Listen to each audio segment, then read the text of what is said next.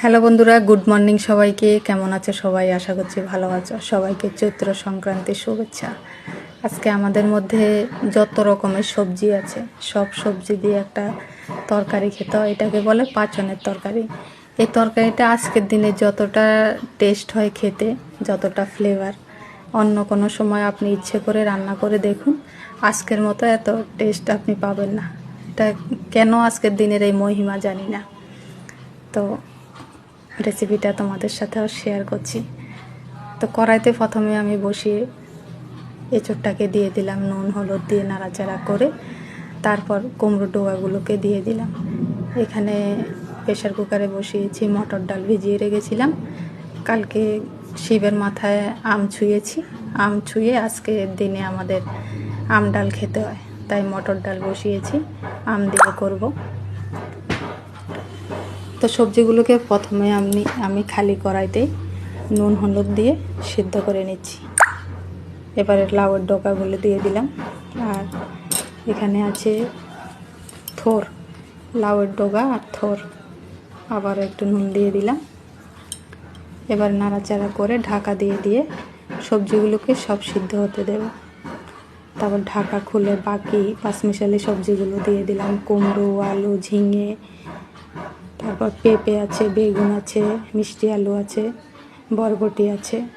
এই সবজিগুলোর মধ্যে সবগুলো দিয়ে নাড়াচাড়া করে আবারও ঢেকে দেব। মোটামুটি ঢাকা দিয়ে দিয়ে সবজিগুলোকে সেদ্ধ করে নিতে হবে ভালো মতো।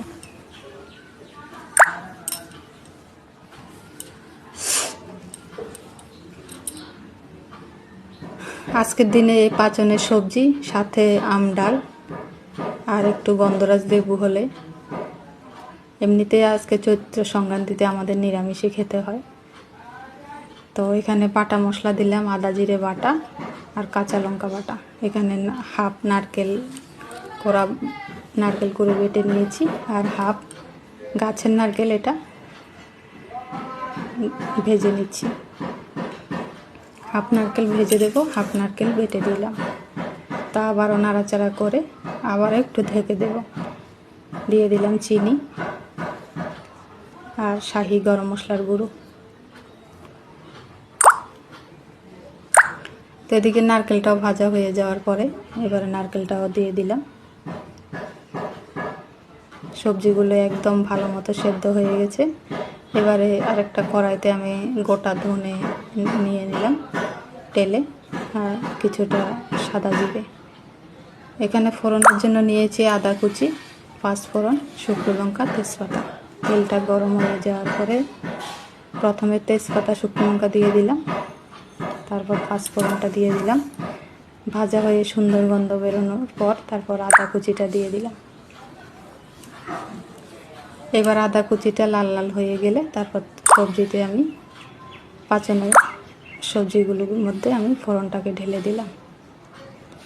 আর কিছুক্ষণ ভালো মতো নাড়াচাড়া করব, ভালো মতো মিশিয়ে নেবে। এবার ধনে জিরের গুঁড়োটা লাস্টে ছড়িয়ে দিলাম।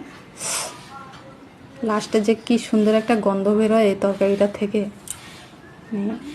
যারাই তরকারিটা, যাদের নিয়ম তারাই জানে এই তরকারিটা খেতে কতটা সুন্দর লাগে। তো একদম সম্পূর্ণ রেডি হয়ে গেল আমার সবজি, পাঁচনের সবজি। আর এখানে আম ডালও রেডি হয়ে গেছে, আর উচ্ছেটা ভাজা চলছে। তো বন্ধুরা, সবার জন্য, বান্ধবীদের জন্য বেড়ে বেড়ে নিলাম। একা তো খাবো না, সবাইকে দিয়েই খাবো। তো ভিডিওটা